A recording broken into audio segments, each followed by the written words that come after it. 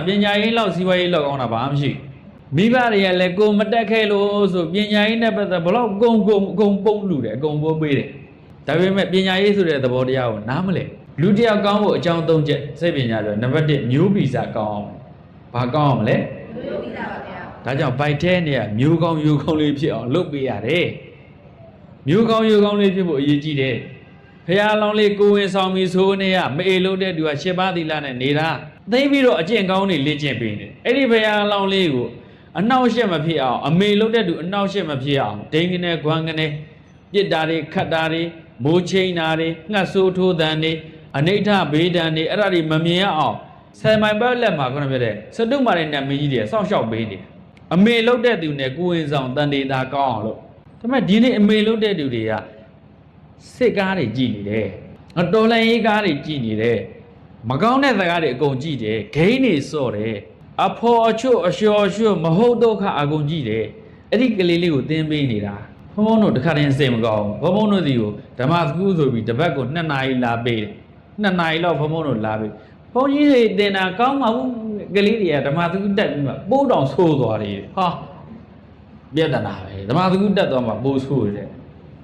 ဒါဆိုဘုံဘုံကပြန်ပြောတယ်ကျွတ်တို့က2 နာရီပဲအချိန်ရခင်ဗျားတို့ကတပတ်ကို9 ရက်လုံးအချိန်ရဘလို့သင်းနေတော့လို့ပြန်မေးရတယ်ဘုံပြောရနော်ဟိုမှာနော်ဝေမှာဒီကလေးကိုဘိုက်ထဲနေရဘိုက်ကလေးပို့ပြီးစကားပြောပေးတယ် communication အတွက်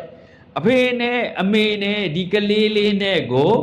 communication အတွက်သူတို့က relationship တည်ဆောက်နေတာ family ဖြစ်တဲ့ relationship friendly ဖြစ်တဲ့ relationship ကိုဘိုက်ထဲနဲ့တည်ဆောက်နေအခုမိဘတွေကဘိုက်ထဲတော့လည်းမတည်ဆောက်ပါဘူးမွေးပြီးပြုတ်ဆိုမွေးပြီးတာနဲ့အဲ့ဒါကလေးတိုင်းနဲ့အားလိုက်တယ်ကျောင်းနေပို့ပေးလိုက်တယ် KG အဲ့အမေနဲ့အဲ့ဒီမိဘနဲ့ကလေးနဲ့ရန်သူသစိမ့်သိမ့်ဆန်တာပဲသိမ့်သစိမ့်ဆန်တာပဲဘာလို့ကလေးတွေမွေးနေနေတာတော့အဲ့ဒါဆိုရင်ဘုံအားတော့မနာတော့ဘူးနော်ဟုတ်လားဘာဖြစ်လို့အဲ့ဒီအပြောင်းလဲတစ်ခုကိုမြင်ဘာလို့ကလေးမွေးနေတာကလေးမွေးရင်တော့ကလေးတစ်ယောက်ကိုဘုံတော့စောင့်ရှောက်အဲ့ကလေးမွေးတဲ့အမေတွေအသုံးမကျတာနဲ့တိုင်းပြည်ကမကောင်းတော့ဘူးဒါကြောင့်ခုနဥအောင်တရားအကြောင်းဖတ်အလောင်းမင်းတရားကြီးဥအောင်တရားဆရာကြီးဥဖို့သိရေးတာအမေကဂိကလေးကိုဘယ်လိုပြင်ခဲ့တယ်လဲဆိုတော့ပါတယ်နော်ဒါကြောင့်နံပါတ်1မျိုးဗီဇကောင်းမှုလို့တဲ့နံပါတ်2ကသင်ကြားသင်ယူမှုတဲ့ physical environment mental environment ပတ်ဝန်းကျင်ဟာတတိယဆရာပဲဘယ်လိုမျိုးပတ်ဝန်းကျင်မှာသင်ခဲ့တယ်ဒါကြောင့်ခုနကိုသူရဒီတဲ့ဝန်ထမ်းနဲ့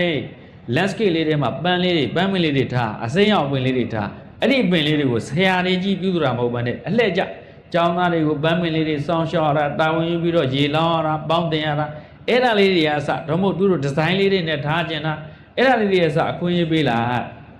ဘာဖြစ်လို့ကလေးတွေကိုတစ်ပင်ချစ်တတ်တဲ့မြင်ကိုတခါတည်းသွင်းနေတာတစ်ပင်ကိုချစ်တဲ့ရင်တစ်တော့မခုတ်ဘူးဒါဘုံအမြဲတမ်းပြောတယ်နော် physical environment အစချစ်စရာမျက်နှိုးစရာငြိမ်းချမ်းစိတ်လန့်ပြီးတာယာနေတဲ့ဝိညာဉ်တစ်ခုမျိုးကိုဖန်တီးခံရတယ်အဲ့လိုဖန်တီးဖို့အခွင့်အလမ်းပေးရနံပါတ်1မျိုးဗီဇနံပါတ်2ကသင်ကြားသင်ယူမှုနံပါတ်3ကပတ်ဝန်းကျင်3ခုနော်စက်ပညာပြောတယ်ကလေးတယောက်ကောင်းမှုအကြောင်းဘယ်နှချက်လို့တော့3ချက်ဘာတွေတော့မျိုးဗီဇသင်ကြားသင်ယူမှုနဲ့ပတ်ဝန်းကျင်ဟာတတိယဆရာတဲ့အဲ့တော့ပထမဆရာမိဘပေါ့ဘုံပြောပါပဲမျိုးဗီဇကောင်းမှုလို့တယ်အမေတို့ကိုပြောလိုက်မယ်နော်မွေးစားနေ10နှစ်အတွင်းမှာအမေအရေးကြီးဆုံးပဲလူတယောက်မှာဖို့တတ်မတ်တတ်ဆိုတာရှိတယ်မတ်တတ်ဆိုတာအကျဉ်းနာတရားကိုချင်းစာတရားစာနာညာတာထောက်ထားငတ်ညာရတဲ့တရားတွေကမတ်တတ်ပဲဖို့တတ်ဆိုတာရဲရင်မှုတတိရှိမှုထက်မြက်မှုဟာဖို့တတ်ပဲအဲ့ဖို့တတ်မတ်တတ်အမတ်တတ်ရဲ့အဖို့တတ်ရဲ့ဒီနှစ်ခုလုံးပြည့်စုံမှာလူတယောက်ကဖွံ့ဖြိုးတိုးတက်တယ်အဲ့တော့ဒီအမေတက်ကငယ်ငယ်လေးနဲ့ကအမေတွေကသားသမီးတွေကိုစောင့်ရှောက်ခဲ့ရကြီးကျယ်မြင့်မြတ်တဲ့ခေါင်းဆောင်မှုဆိုတာ responsibility ပဲတာဝန်မှုအရေးကြီးဆုံးပဲလေအဲ့ဒီဟာကိုအမေကစပြီးညင်ဖြတ်ရင်အဲ့ကလေးနိုင်ငံခေါင်းဆောင်ဖြစ်ရင်ပိုးဆိုးမှာပေါ့အမေတွေအရေးကြီးတယ်နော်မွေးစားနေ10နှစ်မှာအမေအရေးကြီးဆုံးတဲ့10နှစ်ကနေအနှစ်20မှာအဖေအရေးကြီးဆုံးပဲအဖေတွေကဘယ်လိုမျိုး behavior ရှိလဲအဖေတွေကနိုင်အောက်ထွက်တယ်ကလပ်တွေဘာတွေ KTV တွေကမပြန်ဘူးအဲ့ဒီသားတွေအဲ့ဒီသမီးတွေကညင်ဖြစ်သွားတယ်အဖေကပွေးတယ်ရှုပ်တယ်ဘလီဝသမရေမရမသိမချာတွေလှုပ်တတ်တဲ့အလေးချင်းရှိတယ်အဲ့ဒီသားတွေသမီးတွေသူ့အဖေကိုရုံးပေါ်တယ်ထားလာ အဖေဆိုတာအပြင်ကိုဖြန့်တာအောက်လွတ်ကိုပြောတာအမေဆိုတာအတွင်းပိုင်းကိုစုစီကန်းကိုပြောတာအဲ့ဒီမာတက်နဲ့ဖိုးတက်ကိုသေချာတိဆော့အနည်းနဲ့ဆရာနေ30ကျတော့ဆရာအရေးကြီးဆုံးဖြစ်သွားပြီဘယ်လိုဆရာတွေနဲ့သူတို့တွေ့ထိခင်ရလောကထဲမှာဘယ်လိုဆရာတွေနဲ့တွေ့ရဟုတ်ပလား environment အရေးကြီးသွားဒါကြောင့်ဘုန်းပြောချင်တယ်အတန်ကြောင်းတွေကိုပုံအပ်လိုက်လို့မရပါဘူးဘယ်နိုင်ငံကလားတင်အင်္ဂလိပ်စာတော့တတ်မယ်ဗျာဘုံဘုံနိုင်ငံရဲ့ပညာရေးကဇော်ကန့်လန့်ပညာရေးဖြစ်သွားတယ်အင်္ဂလိပ်စာတတ်ပြီးတော့ဘာယဉ်ကျေးမှုဘာဘာသာတရားဘယ်လိုအသိဘယ်လိုကျေးဇူးတရားမှမကောင်းတဲ့ပညာရေးဖြစ်သွားတယ်ဒါကြောင့်ခုနကဘုံပြောပြီနော်မိဘကိုစော်ကားရတဲ့ပညာရေးကအလကားပညာရေးဆရာကိုစော်ကားရတဲ့ပညာရေးကအလကားပညာရေးနိုင်ငံကိုတန်ဖိုးမထားတဲ့ပညာရေးကအလကားပညာရေးမသင်မဲနဲ့ဒီကောင်ကိုဒီတိုင်းထားတာမှတိုင်းကြီးကသုံးမရဘူးဒါပေမဲ့အများကြီးတော့ဖြည့်ဆည်းမှာမဟုတ်ဘူးအရှင်အင်္ဂုလိမာလာအင်္ဂုလိမာလာကိုဇလန်ထဲမှာအောင်ကြီးရွှေရတယ်မှာလူမိုက်ကြီးလို့ရေးတယ်မာရန်ရက်ခံကစံစောရန်စိန်သမနိစ္စသစ္စကံလူမိုက်ကြီးတဲ့တခိုးကြီးတဲ့စားဒီလိုပြောတယ်အင်္ဂုလိမာလာဘွဲရဗျာဒီလူတွေထက်ပညာရေးမနေဘူးတက္ကသိုလ်ကြီးမှာတော်လွန်းလို့မနာလိုခံတဲ့ကျောင်းသားမင်းပညာတွေတက်ပြီးပြီတဲ့ကျောင်းမှာအတော်ဆုံးကျောင်းသားဆရာအသိမှတ်ပြုဖို့ certificate ပေးဖို့ဆိုရင်တော့လက်ညှိုးတစ်ထောင်ဖြတ်ခဲ့ဘွဲလက်မှတ်လိုချင်လို့လူတက်တဲ့လူကြီးဗျပညာတက်လူတက်သမားကြီးကောင်းမလားပညာတကူကထွက်တဲ့ကလေးတွေကပညာတက်လူတက်သမားကြီးတွေတဲ့ဘယ်ကိုယ်ပိုင်ကျောင်းထွက်တဲ့ကလေးတွေကပညာတက်လူသက်သမားကြီးတွေနဲ့ကြားလို့ကောင်းလားကောင်းပါဗျာကဲဘလို့ပညာရေးမျိုးကိုတိဆောက်ချင်တယ်လေဘုံမအခုဒါပြောပြတာသမိုင်းတွေကနော်အခုဘုံတို့ပြန်သွားအဇာတတအဇာတတတုမမွေးခင်နေကအဖေရဲ့ရန်သူတဲ့အဖေရန်သူမှသိတော်လည်းပဲအဖေရဲ့ချစ်တဲ့စိတ်ကလေအဲ့ဒီငါတက်ချင်တက်ပလေးသည်ငါပြုတ်ထောင်ရင်ရမှာပေါ့ငါဆောက်ရှောက်ရင်ရမှာပေါ့ဆိုဗိမိတာရလည်းသူ့ကိုယ်သူအထင်ကြီးပုံရဒီကလေးလေးကိုအမေကိုယ်တိုင်ကတတ်တယ်အမေကိုယ်တိုင်ကနီးမျိုးစုံနဲ့တေးအောင်လုပ်တော့လည်းပဲအသေးမကမ်းဘူးဗိမိတာရနောက်တော့ကလေးလေးကိုသွားရသည်ခေါ်တယ်ဒါပေမဲ့နာမည်ပေးတာကအဇာတတက်အဖေတက်မှတ်ကောင်အဖေတက်မှတ်ကောင်နဲ့ပေးတယ်အဇာတတက်ကပေါင်မှာဓမြောင်လေးအမြဲတမ်းကတ်ထားတယ်သူက trauma problem child ဖြစ်နေတယ်စိတ်တန်ရာရနေတဲ့ကလေးမမွေးခင်တည်းကလူသက်သမားလေးလို့နာမည်ပေးခံရတာဘုံဘုံတို့စာမှာအဇာတတက်ကိုနောက်နာမည်တစ်မျိုးနဲ့မတွေ့ဘူးဇာတတက်ပဲဘယင်ကြီးဖြစ်တော့လေဇာတတက်ဟောလူသက်သမားအဖေတက်မှတ်ကောင်လို့အိဗေရကောင်းလားနာမည်ကြီးကအဲ့ဒါဘယင်ဖြစ်တော့အဲ့ဒီနာမည်နဲ့ခေါ်တာပဲသူ့ရဲ့ trauma ကိုလည်းစဉ်းစားကြည့်ဒါကြောင့်လူတိုင်းကသူ့အတွက်ရန်သူလိုပဲသဘောထားပြီးတော့ပေါင်မှာအမြဲတမ်းဓမြောင်ကတ်ထားတာဒီကလေးကနောက်တော့အဖေပါပြန်တက်တာပဲအဖေကအလိုလိုက်တာဘဲသွားပါတယ်ဒီကလေးကိုအလိုလိုက်တာငါကလေးကိုတခြားသူတွေနဲ့ဆိုရင်စိတ်မချဘူးဆိုအလိုလိုက်တာပဲမိသားရာကြီးကနောက်တစ်ယောက်အနာတပိတထေးကြီးဘီလီယံနာကြီးအချမ်းသာဆုံးပုဂ္ဂိုလ်ကြီးဒါပေမဲ့သူကလေသူတကာလကိုဘုရားတည်သွားပြီးပညာသင်ကြီးกว่าမင်းပြင်းနေလို့မရဘူးဘုရားတည်သွားပြီးပညာသင်ကြီးဆိုတော့သားလောက်တဲ့သူဆိုတော့ဘာသာရေးသိမ့်မွန်သားဘူးလေအခုပြောလို့ပေါ့ဘုန်းကြီးတွေပြောလိုက်ရင်တရားတွေပဲဟောမယ်ပေါ့ဒီလိုမျိုးပဲထင်ပါပေါ့ဘုရားနဲ့တွေ့ရင်လည်းတရားတွေပဲဟောမယ်ဒီလိုမျိုးပဲထင်ပါပေါ့အဲ့လိုနဲ့မသွားခြင်းတကသွားပါကွာဘုရားပြောတဲ့စကားလေးနားထောင်ခဲ့တရားပေးမယ်ဘယ်လောက်ပေးမလဲအဲ့ဒါသွားတယ်ဟိုမှာဘုရားကျောင်းသွားပြီးတော့ဇရက်ထဲအိပ်ပြီးပြန်လာတာပဲဘုန်းကြီးကျောင်းပြန်လာပြီးဘုရားကျောင်းပြန်လေပတ်စံတရားယူတာပဲခုကကလေးတွေလို့ပေါ့အတူတူပဲနော်ကျောင်းတို့သွားလိုက်ရပတ်စံတော့ယူတာပဲနောက်တော့ဘာလို့လဲဆိုတော့ gain အဲ့ဒါဆိုရင်ကွာတဲ့1000ပေးမယ်တဲ့စိတ်ဝင်စားသွားတယ်ဒါပေမဲ့ဘုရားပြောတဲ့စကားတကြောင်ပတ်မိအောင်လုပ်ခဲ့တယ်အဲ့မှာဘုရားပြောတဲ့စကားကိုမှတ်မိအောင်လို့ဆိုတော့ဘုရားရှင်ကကာလလာတာနဲ့မမှတ်မိအောင်ဆိုပြီးတကိုးနဲ့လှုပ်ထားတာငါပြောတာတွေတို့မမှတ်မိစေနဲ့ဆိုတော့မမှတ်မိဘူးဆိုလေအာဝဆိုင်တင်လေမမှတ်မိဘူးဆိုလေအာဝဆိုင်တင်လေတော့အာဝဆိုင်ပါများတဲ့အခါသဘောပေါက်သွားတယ် understood ဖြစ်သွားတယ်နားလေသွားတော့မောကာလသောတပန်ဒီသွားတယ်အနာတပိတတိကအလိုမလိုက်ဘူးပညာတက်မှပတ်သက်ပေးတာအခုကဒီနေ့ပညာရေးကိုပတ်သက်ပေးဝဲနေတာမှားတာကဗိမိတာရပညာရေးကိုသင်နေကြတာမိပါလေရဲ့ဗိမိတာရပညာရေးကိုသွားမလားအနာတပိတတိရဲ့ပညာရေးကိုသွားမလားအခုကိုစဉ်းစားတော့ဘုန်းတော်ဒီမှာစဉ်းစားသေးရလားပြောတာနော် knowledge based education ကိုသွားမလား character based education ကိုသွားမလားဒါကိုစဉ်းစား ဒီကနေ့တော့ဘုံဘုံက character based education နဲ့ economics based education ကိုဒီနေ့ဆွေးနွေးကြတာပါဒေါက်တာကနှစ်ဘွဲ့တဲ့ဘာနဲ့သူ thesis တွေပြီးသွားတာဘယ်ဘက်မှာ expert အဲ့ဒါတွေဘာတွေပိုင်းထားလဲလို့ပြောတာသို့တော့တကယ်တမ်းအခုခေတ်ကဘာတွေပိုင်းထားလဲနဲ့ဖြတ်သန်းလို့မရမင်းဘယ်လောက်သိလဲဘယ်လောက်လုံနိုင်လဲဆို efficiency ဘယ်လောက်ဖြစ်တယ်လဲကိုသွားတာ performance ဘယ်လောက်ကောင်းတယ်လဲဆိုတာကိုသွားတာဒီဘွဲ့ကြီးတွေကို level ချိန်ပြီးအလုပ်လုပ်လို့ရတဲ့ခေတ်မဟုတ်ဘူးအရေးချင်းကိုတိဆောက်ပြီးမှအလုပ်လုပ်လို့ရတဲ့ခေတ်ဖြစ်သွားတယ်အရေးချင်းမရှိတဲ့သူ knock out ကျသွား knock out လူအတိုင်းဝိုင်းလူတန်းစေးတဲ့ဝင်းကြီးကနေပြီးတော့ဖဲထုတ်ခံမြန်မာပြည်ကြီးကနိုင်ငံနဲ့ချီပြီးတော့လူတန်းစေးတဲ့ဝင်းကြီးကနေဖဲထုတ်ခံနေရ knock out ကျတဲ့နိုင်ငံဖြစ်သွားတယ်အာနာစရာကောင်းလိုက်တာရှေ့တော့ရှေ့ခါဘိုးဘွားလက်ထက်ကပင်ရသည့်တကိုထပ်မညို့ဖို့ကြိုးကြိုးပန်းပန်းငါဝန်ထမ်းသည်စူးစမ်းတဲ့ကြတယ်ဒီဘက်ကဆရာတွေရောကျောင်းကော်မတီတွေရောမိဘတွေရောဟာတို့နိုင်ငံပြုတဲ့နေရာမှာငါတို့ကလည်းအရေးကြီးပါလားဆိုတော့မိဘတယောက်ချင်းတဲ့တိုင်းကဒီအတွေးခေါ်ရှိသေးကြတာဘောဘောငါသားကြီးဘွဲရဖို့ပညာတတ်ဖို့ဗါတယ်တော့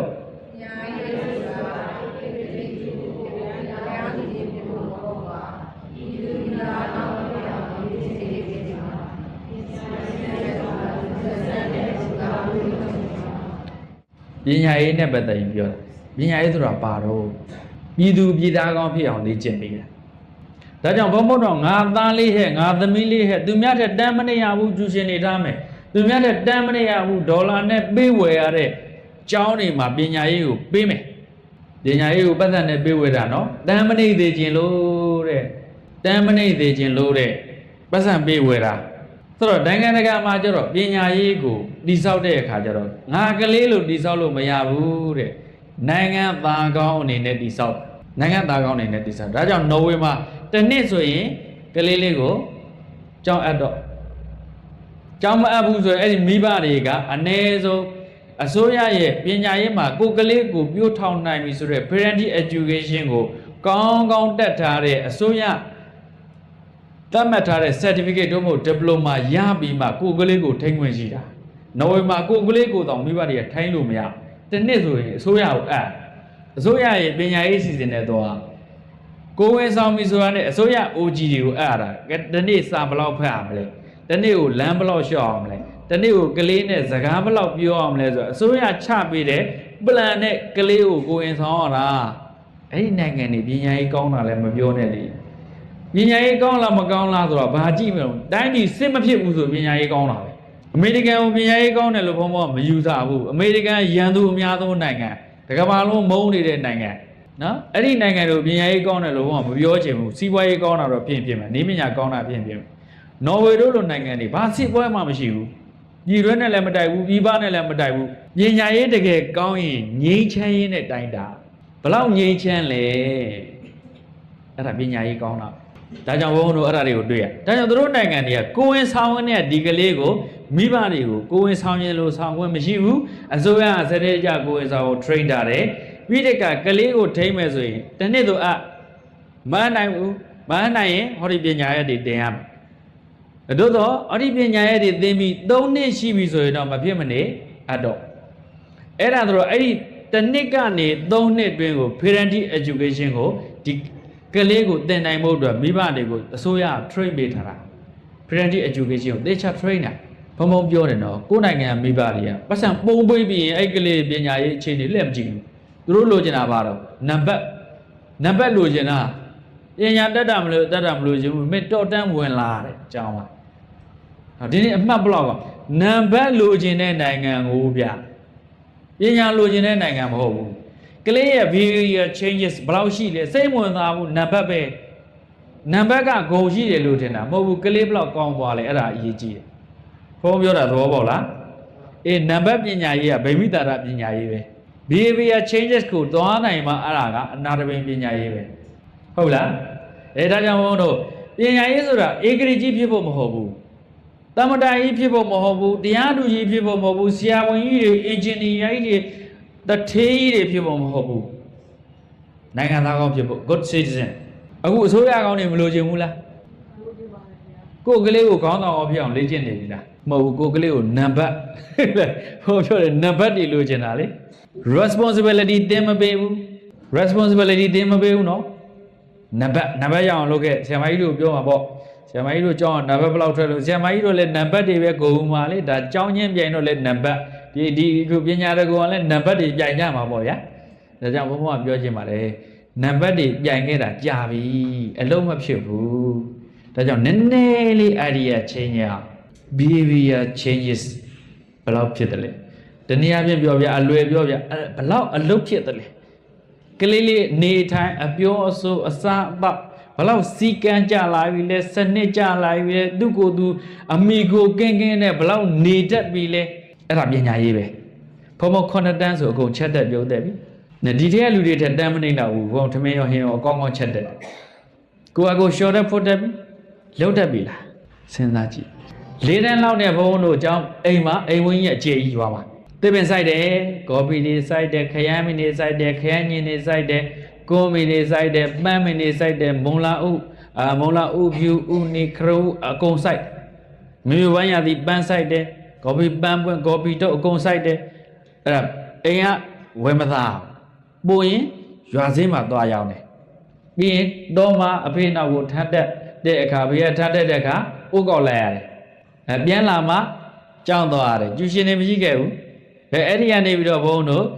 လူရသည်ရောက်ပြီဆိုရင်ထမ်းလိုက်တဲ့ရသည်ကြောင်းတွေကပိတ်ထားတယ်တော့အဖေနောက်လိုက်ရတယ်ပြန်လာရင်အမေကိုထညက်အိုးချက်တဲ့နေရာဝိုင်းကူကဥမာထညက်ဘူးလောင်းထားတာ